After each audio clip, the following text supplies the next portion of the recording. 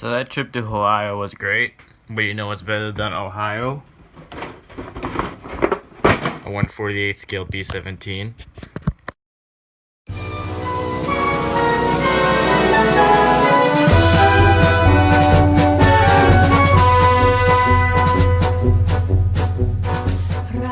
So recently I've went to a trip to Ohio to look at the Air Museum, and there I picked up this thing, which is pretty big. I mean, the parts are really big, long. Just ignore what just happened over there.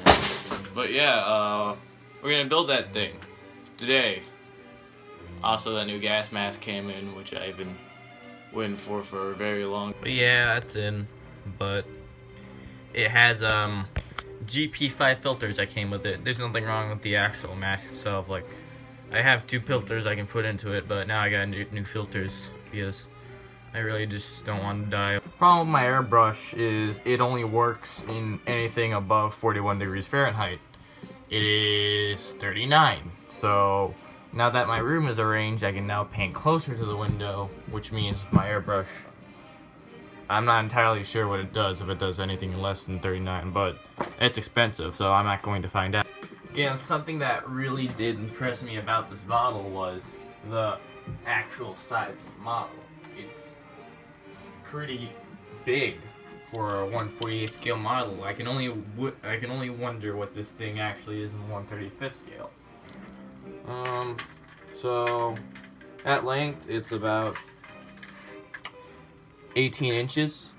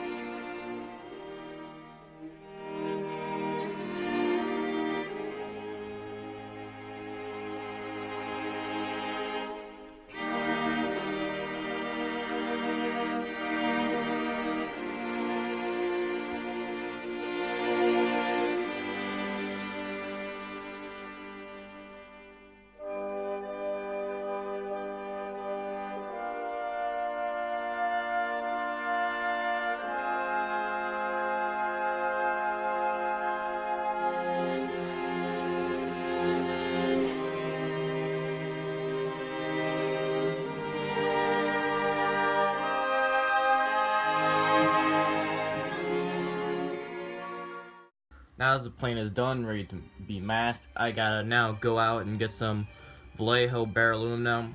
Now, if you remember the last time with this plane, I had some problems with the blue plane, not Vallejo in general. A lot of people, instead of offering helpful tips, got mad at me for the pee-stick job that the blue paint had caused for my airbrush.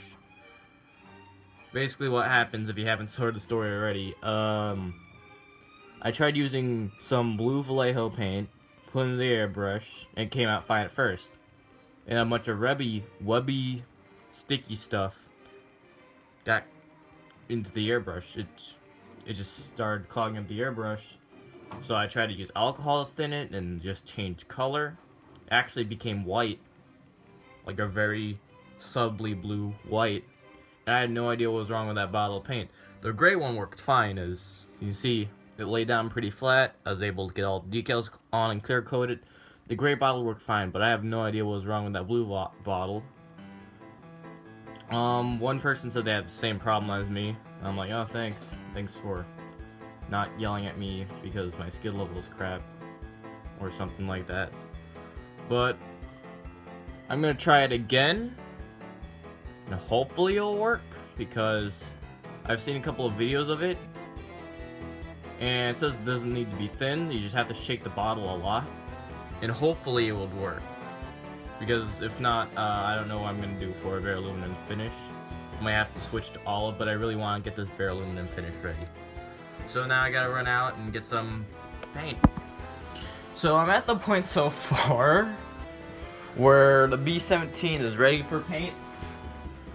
And I got my aircraft aluminum, but what hasn't came in yet is the gloss. Not really the gloss, the gloss black. If you don't know, the way the Vallejo metal color works is first you put down a gloss black primer, and then you lay this stuff down, which makes it look like actual metal, which is great because I want it to look like that. But basically what I have right now is a bunch of plain parts scattered on top of a plane that should be in parts. Kind of vice versa. Usually if you see an F-35, there's a bunch of B-17 parts laying around. But now there's just a B-17 with a bunch of F-35 parts laying around.